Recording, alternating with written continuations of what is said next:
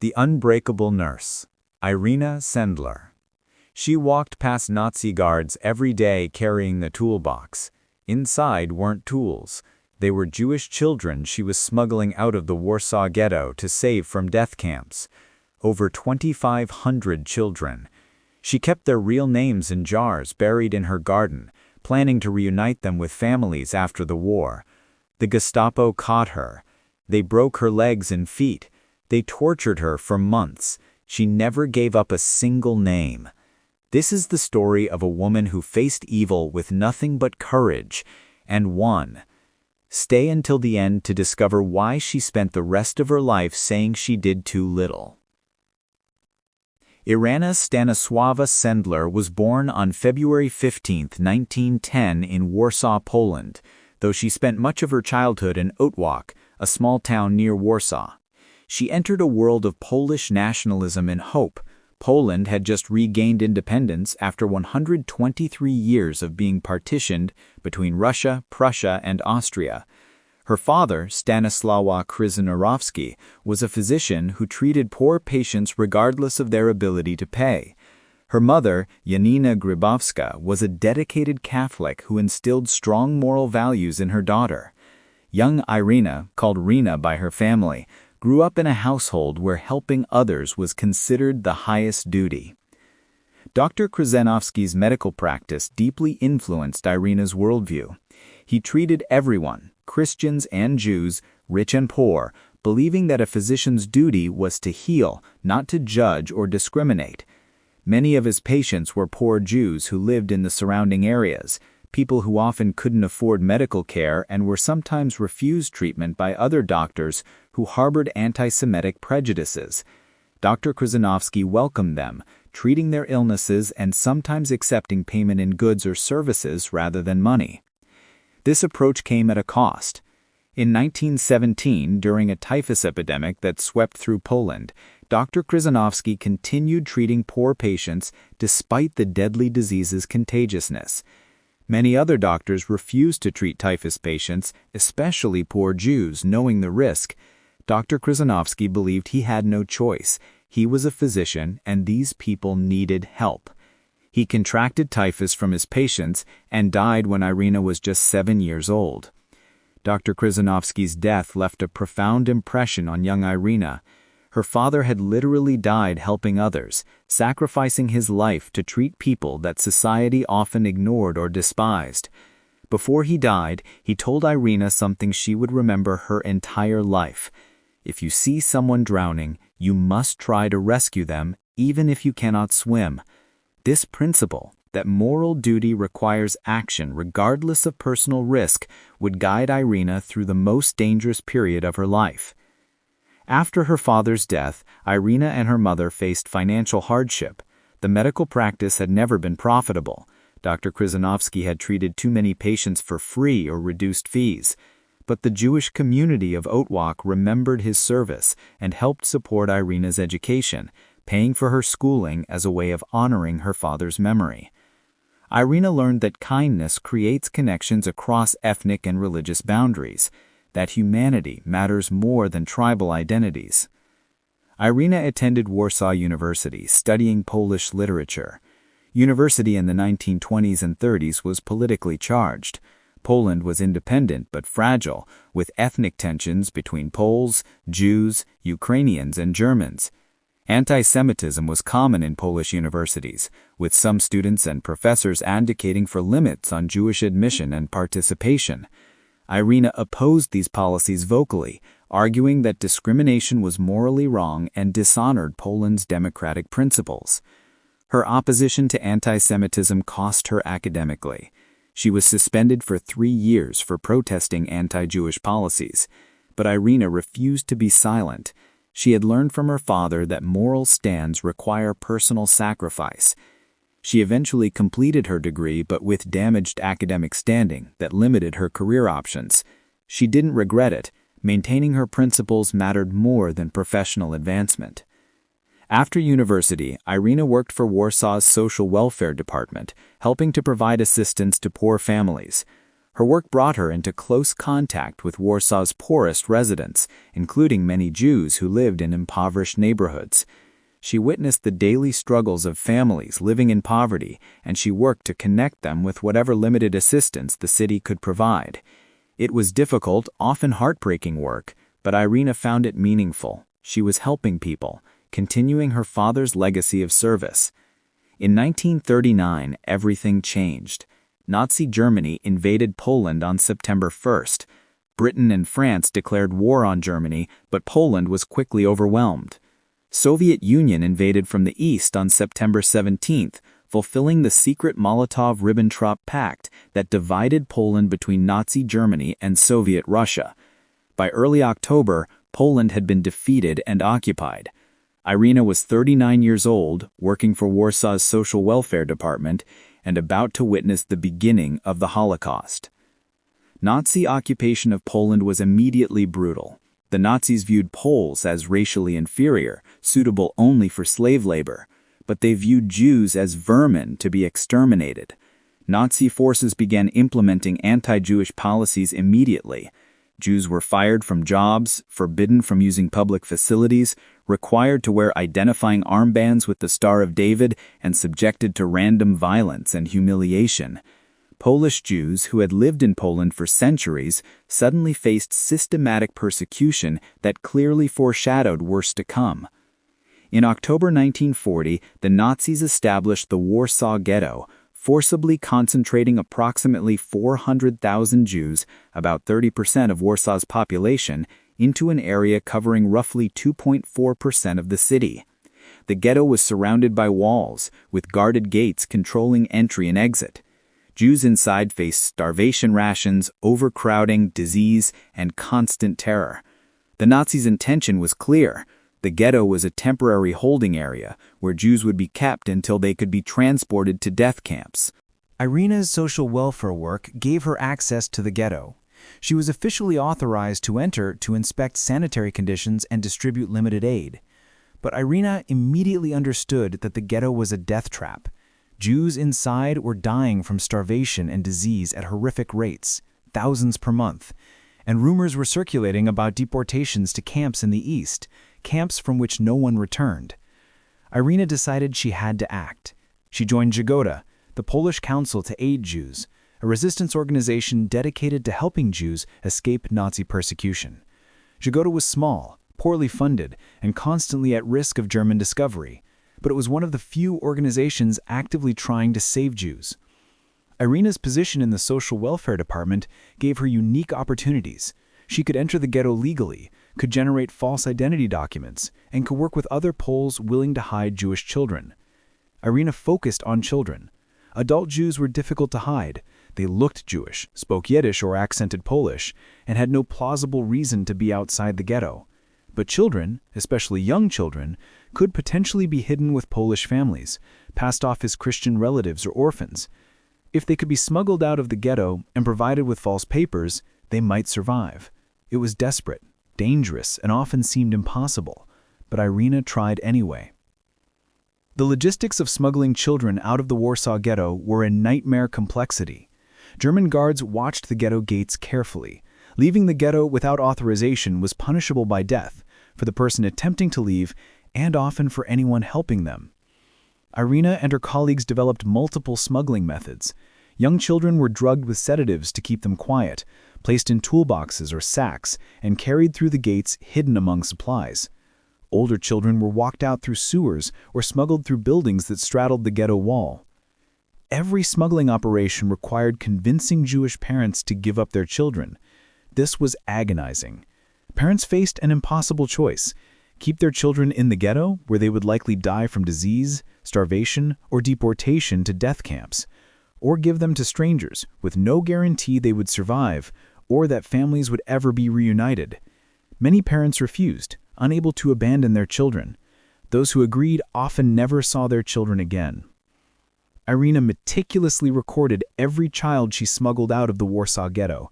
She kept lists with the children's real names, their false identities, and information about where they had been placed.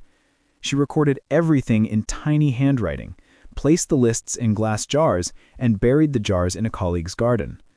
If Poland was liberated, these lists would allow children to be reunited with surviving family members and to reclaim their Jewish identities.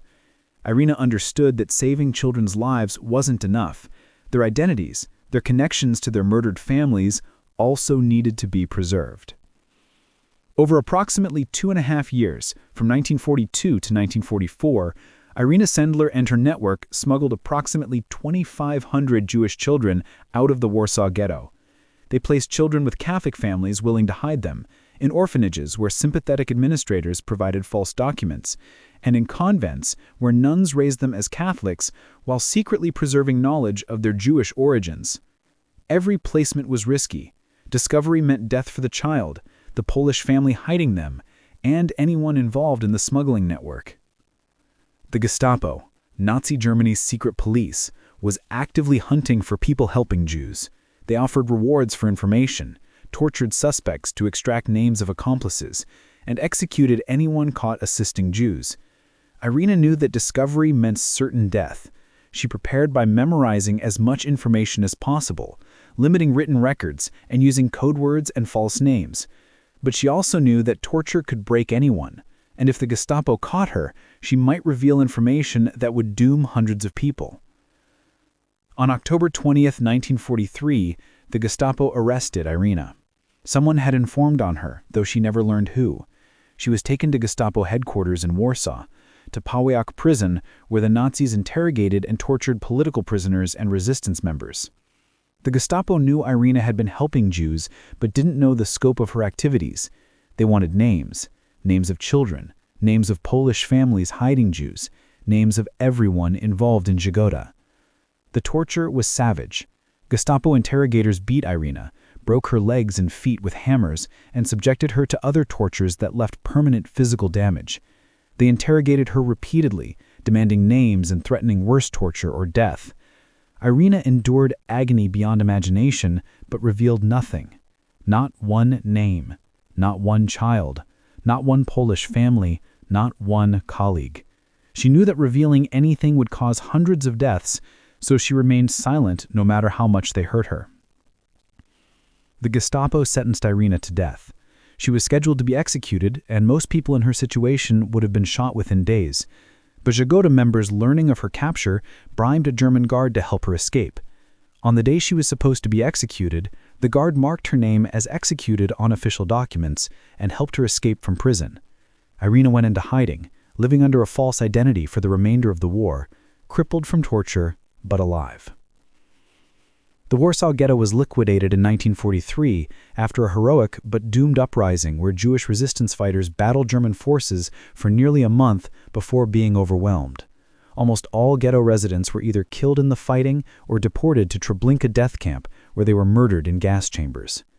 Of the 400,000 Jews who had been imprisoned in the Warsaw Ghetto, fewer than 300 survived the war, but approximately 2,500 children survived.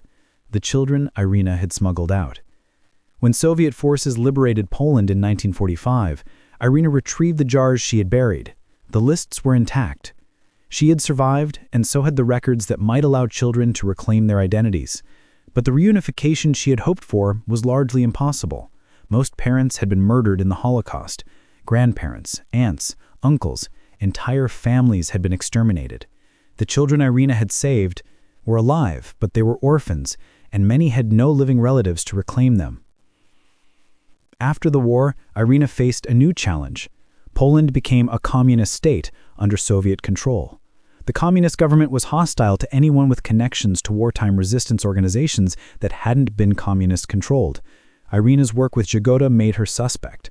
Communist authorities investigated her, questioned her loyalty, and limited her career opportunities. She worked in low-level social welfare positions, barely surviving economically, unable to speak publicly about her wartime activities. For decades, Irina Sendler lived in obscurity. The children she saved grew up, mostly unaware of who had rescued them. The Polish families who had hidden Jewish children rarely spoke about it. Under communist rule, connections to wartime resistance were dangerous. Irina herself rarely discussed her actions, believing she had only done what any decent person would do when confronted with mass murder. She insisted she wasn't a hero, she had merely done her duty. In 1965, Yad Vashem, Israel's Holocaust memorial, recognized Irina as righteous among the nations, an honor given to non-Jews who risked their lives to save Jews during the Holocaust. But the honor went largely unnoticed. Communist Poland didn't celebrate the award, and Western media paid little attention. Irina continued living quietly, her extraordinary wartime actions unknown to most of the world. The recognition Irina deserved finally came in the late 1990s, when a group of Kansas high school students researched her story for a history project. They were astonished to discover that this woman, who had saved 2,500 children, was still alive and virtually unknown. They wrote a play about her life, Life in a Jar, which attracted international attention. Journalists contacted Irina, now in her late 80s, and began telling her story to the world. In 1999, Irina was invited to Israel, where she received a hero's welcome. Survivors of the Warsaw Ghetto, including some of the children she had saved, met her, thanking her for giving them life. Trees were planted in her honor at Yad Vashem. She met with Israeli leaders and Holocaust survivors, finally receiving recognition for actions that had occurred 55 years earlier. It was overwhelming for Irina, who still insisted she didn't deserve special recognition. In 2003, Pope John Paul II sent Irina a personal letter praising her courage and moral example. In 2007, she was nominated for the Nobel Peace Prize, though she didn't win. In 2008, she was awarded Poland's highest honor, the Order of the White Eagle. International media covered her story, and books and documentaries were produced about her life. Finally, in her 90s, Irina Sendler received the worldwide recognition her actions deserved. But even with all the recognition, Irina remained humble. In interviews during her final years, she consistently said the same thing. She had done too little, too late. She thought about the children she couldn't save, the families who died in the Holocaust, the fact that she had only saved 2,500 when hundreds of thousands were murdered. She felt guilty rather than pride, haunted by what she considered her failures rather than celebrating her successes. Irina Sendler died on May 12, 2008, at age 98. She died in Warsaw, the city where she had performed her acts of courage. Her funeral was attended by Israeli officials, Holocaust survivors, some of the now elderly children she had saved, and Polish leaders who finally acknowledged her heroism. She was buried with honors in Warsaw's Połański Cemetery. Her grave became a place of pilgrimage for people wanting to honor her memory. The 2,500 children Irina saved have descendants: children, grandchildren, great-grandchildren. One estimate suggests that because of Irina's actions, approximately 10,000 people are alive today who wouldn't exist if those children had died in the Holocaust. It's a profound legacy, not just the individual lives she saved, but the generations of life that stemmed from those salvations. Irina Sendler's story raises important questions about heroism and moral duty. She consistently insisted she wasn't heroic, that she had simply done what anyone should do when confronted with mass murder. But the reality is that most people didn't act.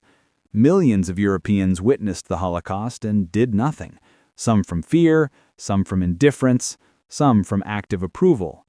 Irina acted, despite the risks, despite knowing she could be caught and killed. Modern scholars studying Holocaust rescuers tried to understand what motivated people like Irina. Most rescuers weren't particularly religious, weren't political radicals, and didn't think of themselves as heroic. They acted because they believed it was the right thing to do, because they had moral frameworks that made inaction impossible when confronted with evil. Irina's framework came from her father's teaching: if someone is drowning, you must try to save them, even if you cannot swim. The moment that defines Irina Sendler's legacy came in a 2005 interview when she was 95 years old. A journalist asked if she considered herself a hero. if she was proud of saving 2,500 children. Irina became emotional, tears streaming down her face, and gave an answer that stunned everyone who heard it. She said she felt guilty every day of her life. She had saved 2,500 children, but 400,000 Jews from the Warsaw Ghetto had been murdered. She thought constantly about the children she didn't save, the families she couldn't help, the people who begged her for assistance that she couldn't provide. She had done so little when so much needed to be done. The recognition and honors felt wrong because she had failed so many people. She wished she had saved more. That was Irina Sendler, a woman who saved 2,500 children from the Holocaust and spent the rest of her life feeling she hadn't done enough.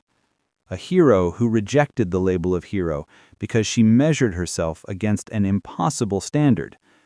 A person who risked everything, endured torture, and emerged physically broken but morally uncompromised. Her story reminds us that true moral courage often feels inadequate to those who possess it, and that the people who do the most good are often the people who believe they have done too little.